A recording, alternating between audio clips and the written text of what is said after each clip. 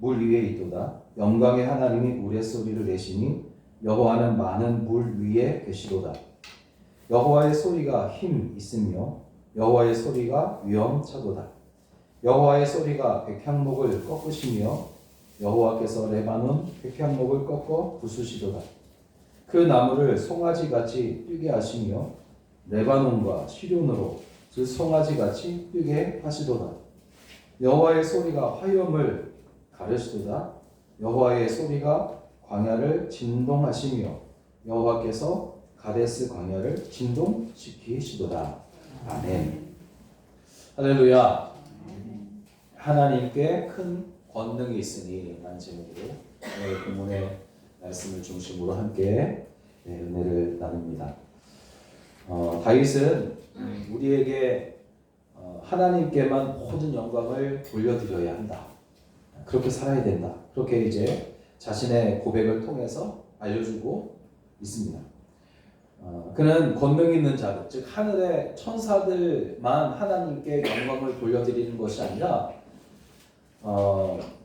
거룩한 옷을 입은 사람들, 즉 믿는 사람들도 하나님께만 영광을 올려드려야 한다 하는 것을 강조해서 전하고 있는 말씀이 시편 29편에 있는 말씀입니다. 그리고 이제 오늘 본문 3절부터는 이제 영광과 예배를 받으실 하나님은 세상 모든 만물에 대해 또 인생에 대해서 어떠한 분이신지를 우리에게 알려주는데, 우리가 어떤 사람을 좋아하게 될 때에 그 사람이 그냥 무조건 느낌이 좋아서 좋아하는 것이 아니라 사실 그 사람이 어떤 장점 때문에, 그리고 그 사람의 어떤 부분이 이제 좋아 보여서 이제 좋아하는 것이 좋아한단 말이죠. 그래서 그와 마찬가지로 여호와 하나님께도 영광을 받으시기에 합당한 어떤 이유가 있다는 겁니다. 그 이유를 오늘 3절부터 이야기를 하고 있습니다. 오늘 3절을 보면 여호와의 소리가 물 위에 있도다. 영광의 하나님이 우레소리를 내시니 여호와는 많은 물 위에 계시도다 했습니다. 여기에서 여호와의 소리는 곧 하나님 자신과 또 그분의 권능을 가리키는 그런 소리를 상징하는 의미입니다. 그리고 많은 물은 바다를, 또 물 위에 있도다, 위에 있도다 라고 한 것은 그 모든 것을 지배한다, 다스리신다, 그런 말씀. 그러므로 하나님의 소리가 많은 물 위에 있도다, 하나님의 소리가 많은 물 위에 있도다 하는 것은 하나님이 모든 것을 압도하는 그 큰 권능으로 바다와 모든 만물들을 다 다스리고 지배하신다는 그런 말씀인 것을 우리가 알 수 있습니다.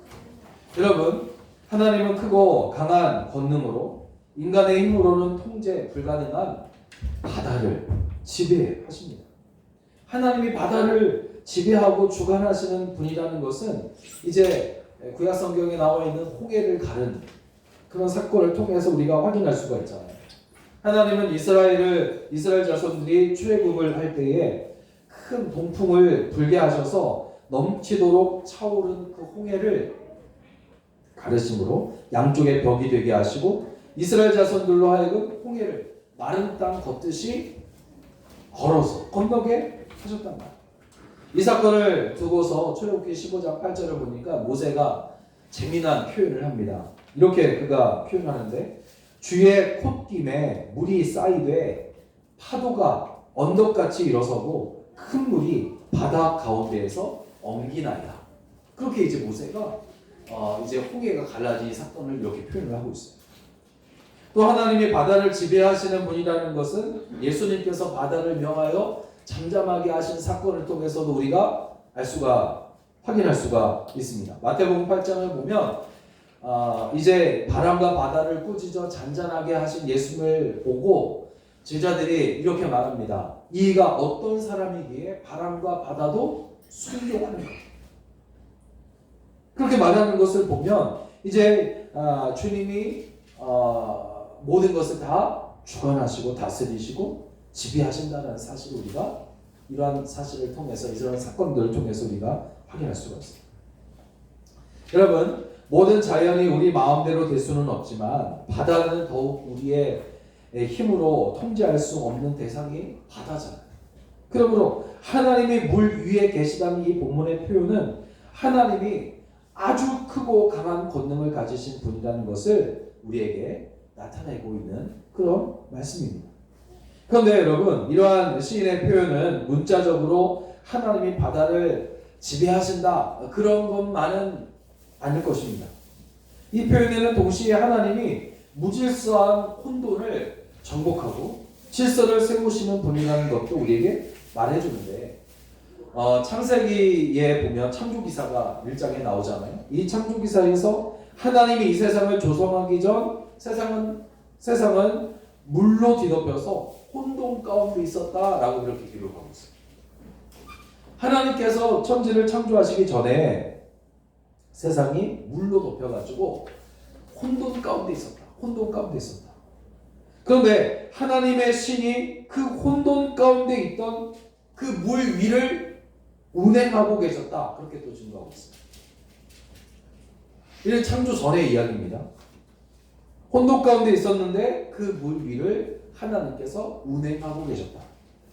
즉 세상이 비록 혼돈 가운데 있었지만 하나님께서 그 물 위를 운행하시면서 그 혼돈까지도 지배하고 계셨음을 의미합니다. 그런데 여러분, 이후에 하나님께서 창조를 하신 것을 보면 우리는 이 사실을 통해서 하나님께서 보시기에 좋은 대로 모든 것을 새롭게 하실 수 있으신 분이다 라는 사실까지 우리가 알 수가 있는 겁니다.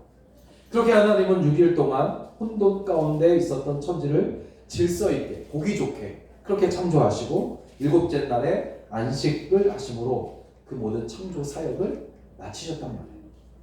그렇게 하나님께서 강하신 권능으로 세상을 보시기에 좋으신 모습으로 질서 있게 만드신 겁니다. 그렇다면 자연 만물만 그렇게 하셨느냐? 그렇지 않아요. 하나님은 눈에 보이지 않는 영의 세계도 역시 질서 있게 만드신 줄로 믿습니다.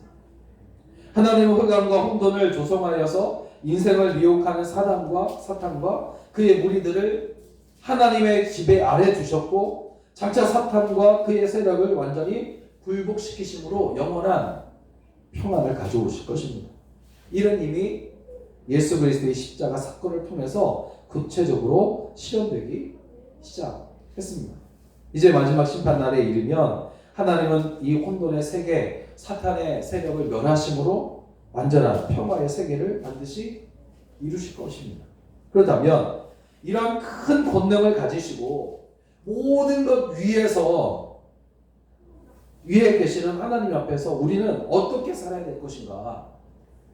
모든 것 위에 계심으로 그 모든 것들을 주장하시고 또 다스리시고 지배하시는 큰 권능을 가지신 하나님 앞에서 우리는 그러면 어떻게 살아야 되는가 하는 것이에요. 두 가지로 말씀을 나눕니다. 첫째는 하나님을 두려워해야 됩니다.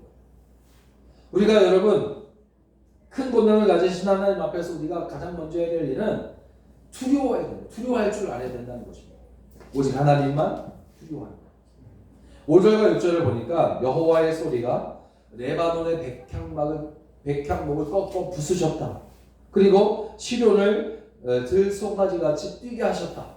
그렇게 이제 증거를 하는데, 여기서 레바논은 어디냐면 팔레스타인, 이스라엘 지역입니다. 이 팔레스타인 북쪽에 있는 산맥이 레바논 산맥이고, 시련은 레바논 산맥 동편에 있는 헬몬산, 지난주에 말씀드렸죠. 헬몬산을 가리킵니다.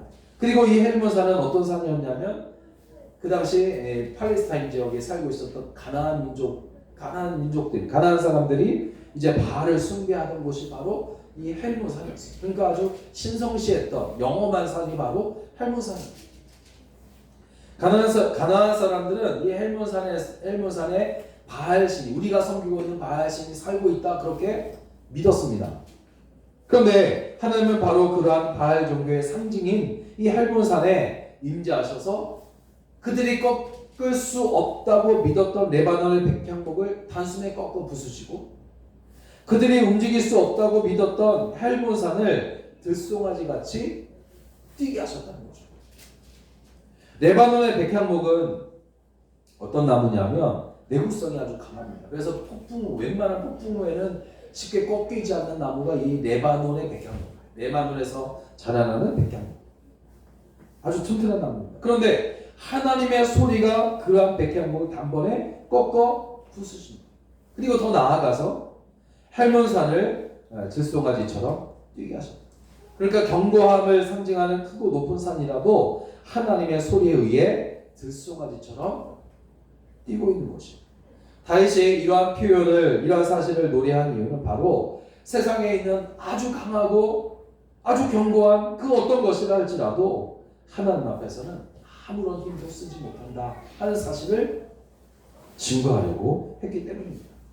여러분, 가나안 사람들이 두려워하고 또 이스라엘 자손들도 두려워하였던 바알은 허상이었지만 그들에게 있어서 그것은 폭풍우에도 버티고 서 있는 백향목 나무와도 같았으며 누구도 범접할 수 없는 아주 견고한 산과 같았단 말이에요.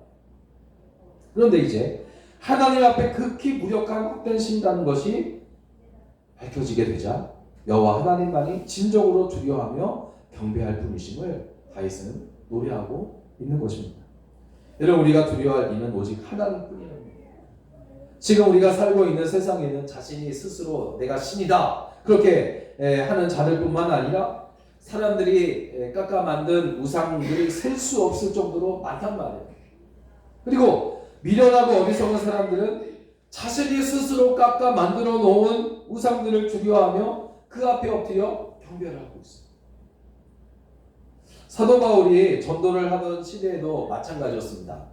아덴이라는 도시는 신들의 도시로 참 유명했어요. 제우스라든가 아폴로라든가 이런 신들이 있는 도시로 유명했단 말이에요. 이 아덴이라는 도시가.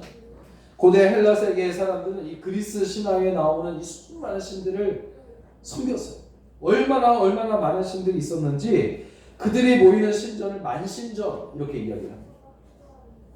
그 신들 중에는 이름을 알 수 없는 신들까지도 있었어요. 이름이 없는 신들.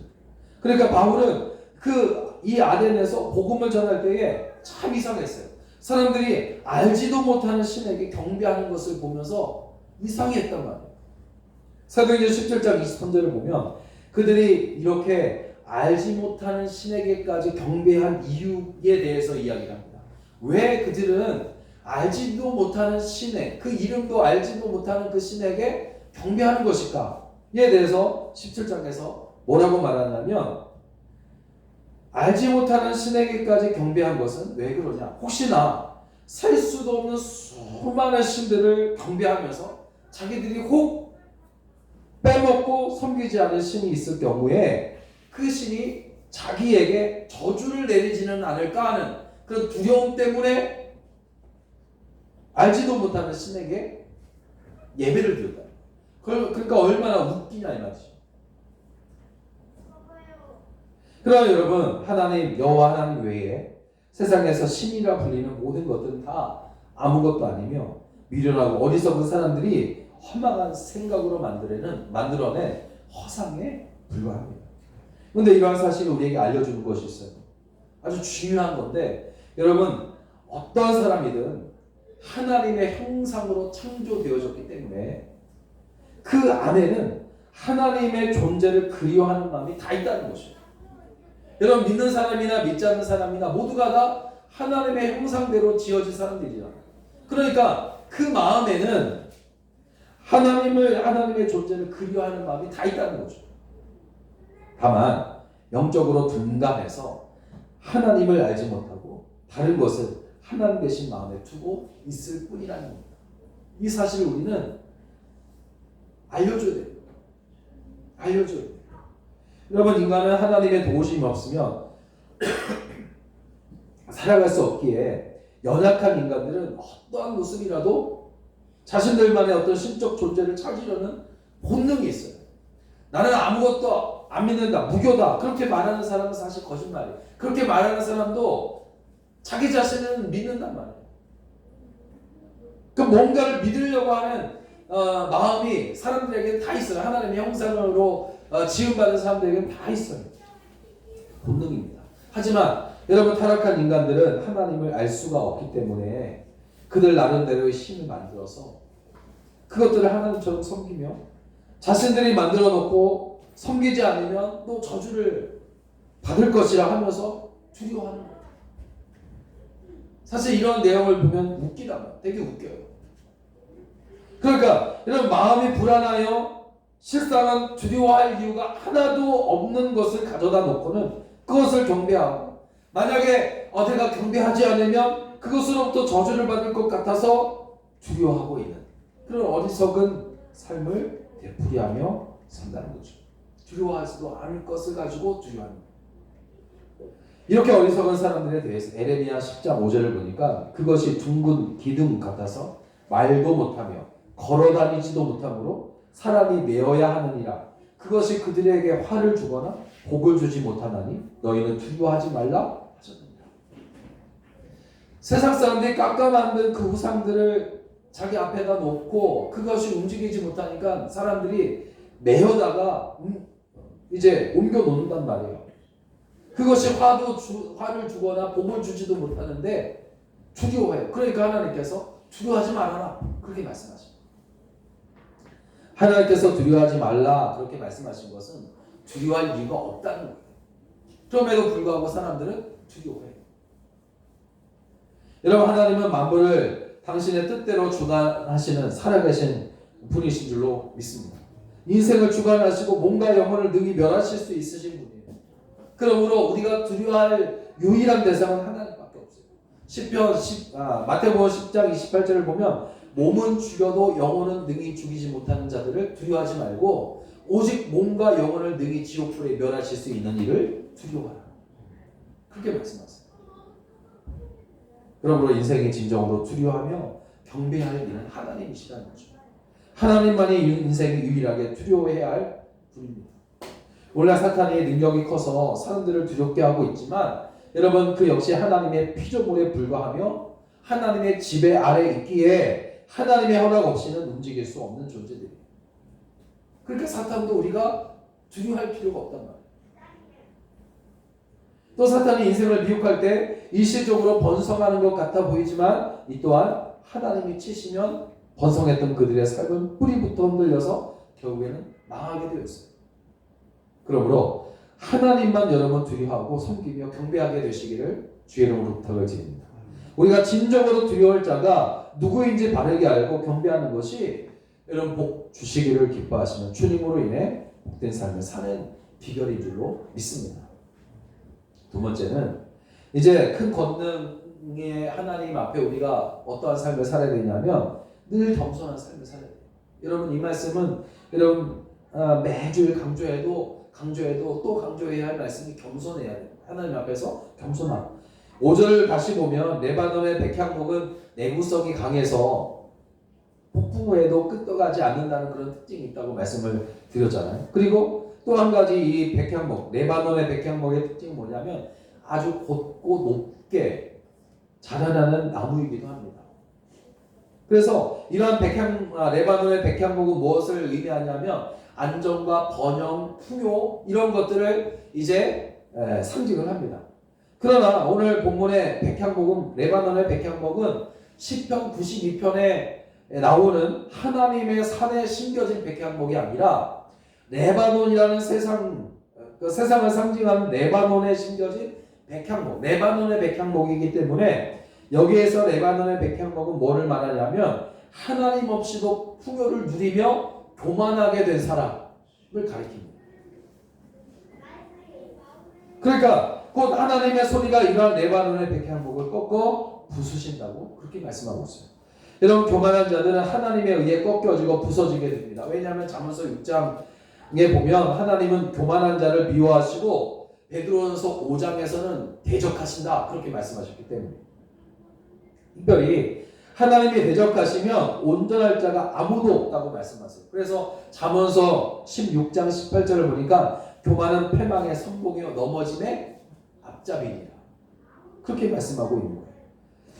남유다의 10번째 왕이 누구였냐면 우시아였거든요. 이 우시아 왕은 처음에는 아주 굉장히 하나님 앞에서 정직한 사람이었어요.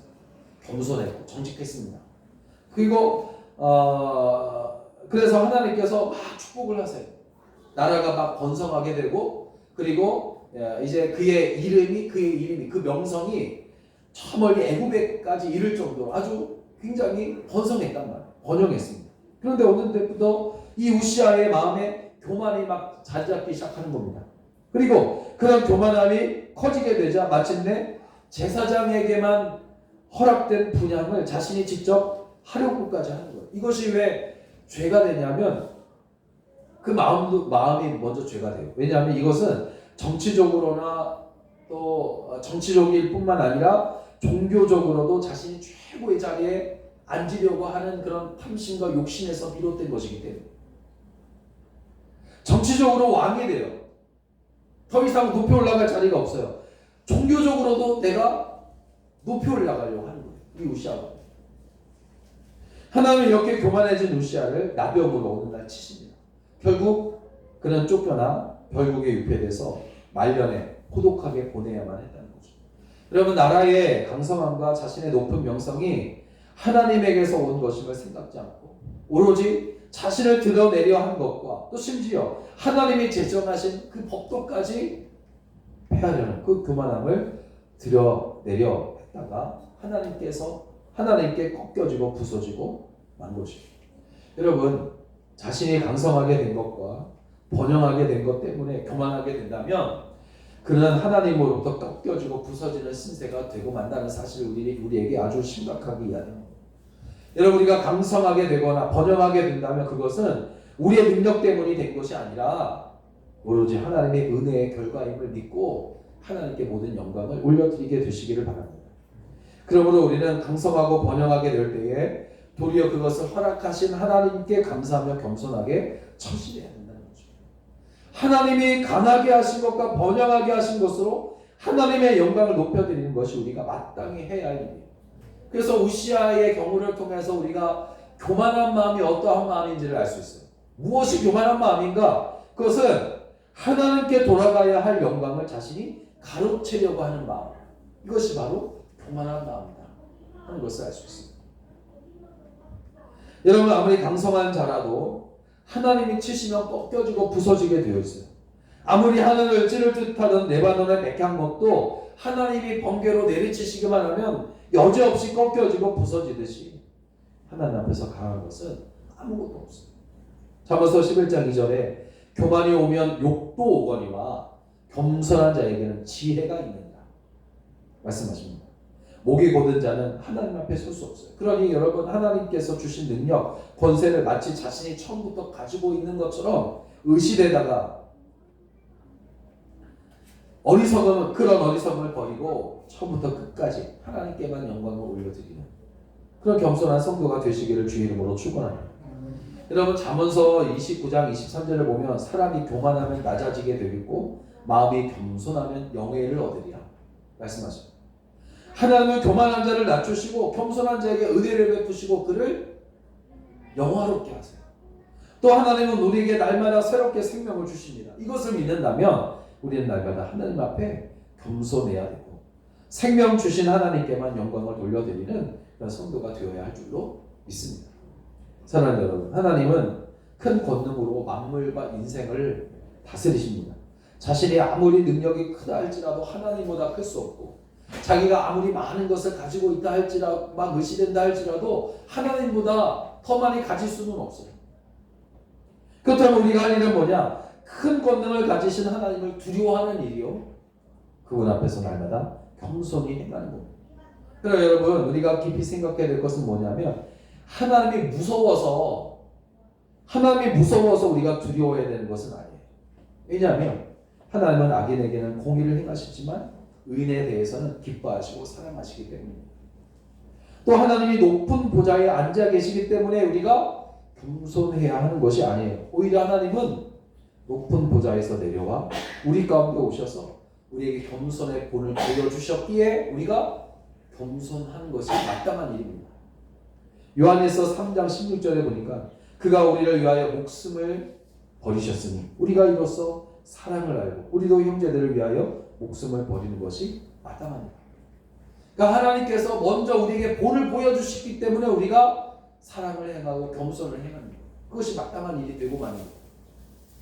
하나님께서 큰 권능이 있으니 하나님께 큰 권능이 있으니 그를 두려워하고 가장 낮은 곳에 오셔서 우리와 같이 되셨으니 이런 겸손한 성도로서 날마다 그렇게 살아가게 되시기를 주의 이름으로 간절히 축원합니다. 축원합니다. 기도하겠습니다.